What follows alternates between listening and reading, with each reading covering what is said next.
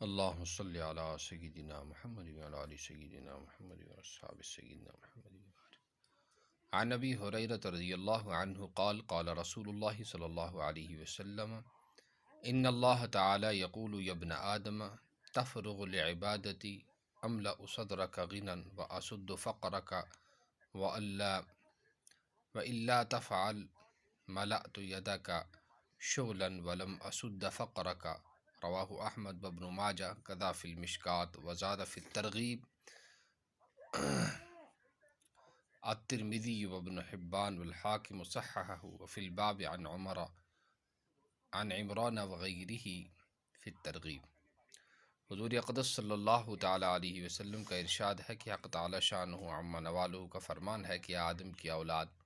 تو میری عبادت کے لیے فارغ ہو جا، میں تیرے سینے کو غنا سے پر کر دوں گا اور تیرے فقر کو زائل کر دوں گا، اور اگر تو ایسا نہیں کرے گا تو میں تجھے مشاغل میں پھنسا دوں گا اور تیرا فقر زائل نہیں کروں گا. حضور اقدس صلی اللہ تعالی علیہ وسلم کا ارشاد ہے کہ حق تعالی شانہ عم نوالہ کا فرمان ہے کہ اے آدم کی اولاد تو میری عبادت کے لیے فارغ ہو جا، میں تیرے سینے کو غنا سے پر کر دوں گا اور تیرے فقر کو زائل کر دوں گا، اور اگر تو ایسا نہیں کرے گا تو میں تجھے مشاغل میں پھانس دوں گا اور تیرا فقر زائل نہیں کروں گا. متعدد احادیث میں مختلف الفاظ سے یہ مضمون وارد ہوا ہے. حضرت عمران بن حسین رضی اللہ تعالیٰ عنہ حضور اقدس صلی اللہ تعالیٰ علیہ وسلم کا ارشاد نقل کرتے ہیں کہ جو شخص ہماتن اللہ جل شانہ کی طرف متوجہ ہو جائے، اسی کا بن جائے، تو حق تعالی شانہ اس کی ہر ضرورت کو خود پورا فرماتے ہیں اور ایسی جگہ سے اس کو روزی عطا فرماتے ہیں کہ اس کو گمان بھی نہیں ہوتا. اور جو شخص دنیا کے پیچھے پڑ جاتا ہے، اسی کی فکر میں ہر وقت رہتا ہے، حق تعالی شانہ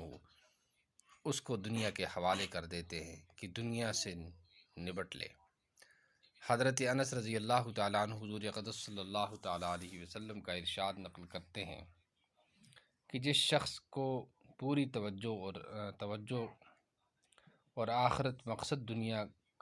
جس شخص کی پوری توجہ اور مقصد دنیا کمانا ہو،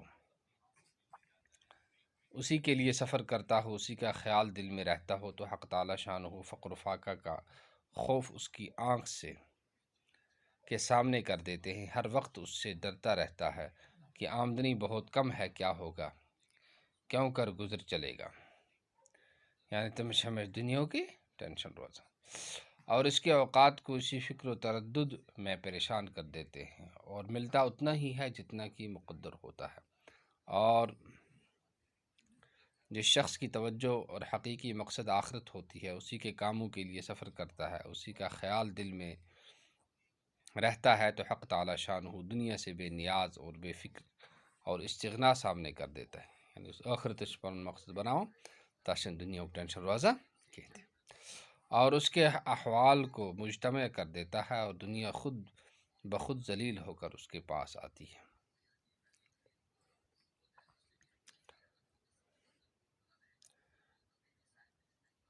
خود بخود ذلیل ہو کر آنے کا مطلب یہ ہے کہ جو چیز مقدر ہے وہ تو آ کر رہے گی، اس لیے کہ بہت سی احادیث میں یہ مضمون گزر چکا ہے کہ روزی خود آدمی کو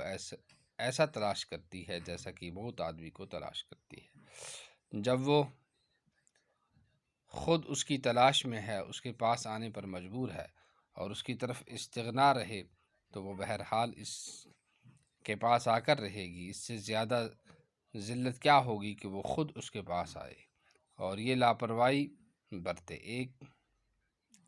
حدیث میں حضور صلی اللہ تعالیٰ علیہ وسلم کا ارشاد وارد ہوا ہے کہ جو شخص اس چیز کی طلب میں لگ جائے جو اللہ جل شانہ کے پاس ہے، آسمان کا سایہ ہو، زمین اس کا بستر ہو، دنیا کی کسی چیز کا اس کو فکر نہ ہو، تو ایسا شخص بغیر کھیتی کیے روٹی کھائے گا، بغیر باغ لگائے پھل کھائے گا.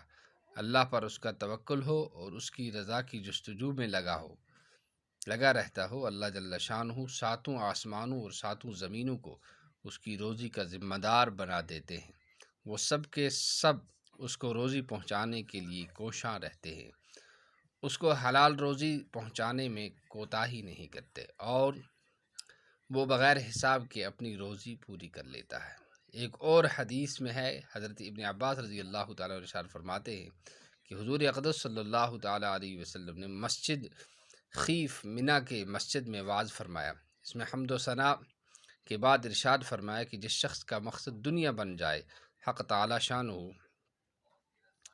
اس کے احوال کو پریشان اور منتشر کر دیتے ہیں، اور فقر کا خوف ہر وقت اس کی آنکھوں کے سامنے رہتا ہے، اور دنیا تو جتنی مقدر ہے اس سے زیادہ ملتی ہی نہیں۔ حضرت ابو ذر رضی اللہ تعالیٰ عنہ صلی اللہ علیہ وسلم کا ارشاد نقل کرتے ہیں کہ جو شخص دنیا کے پیچھے پڑ جاتا ہے اس کا حق تعالی شانہ سے کوئی واسطہ نہیں، اور جس کو مسلمانوں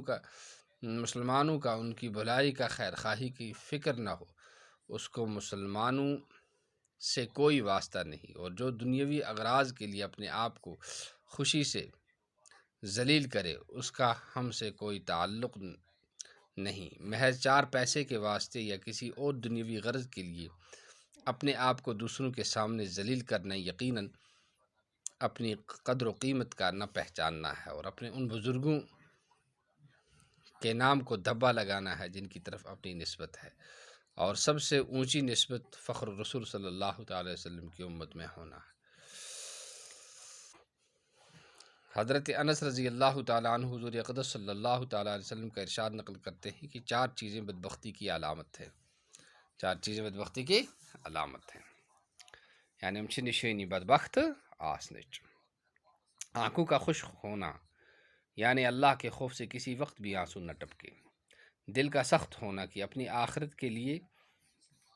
یا کسی دوسرے کے لیے کسی وقت بھی نرم نہ پڑے، آرزوؤں کا لمبا ہونا اور دنیا کی حرص۔ حضرت ابو درداء رضی اللہ تعالیٰ عنہ نے ایک مرتبہ تنبیہ فرمائی، لوگو تمہیں کیا ہو رہا ہے؟ میں دیکھتا ہوں کہ تمہارے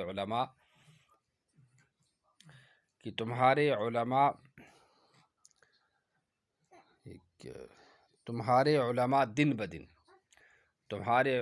دن بدن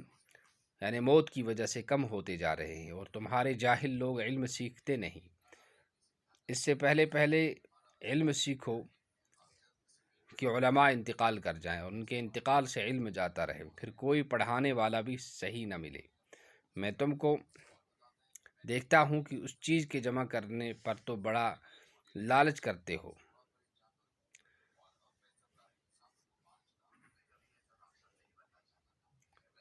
سبحان اللہ۔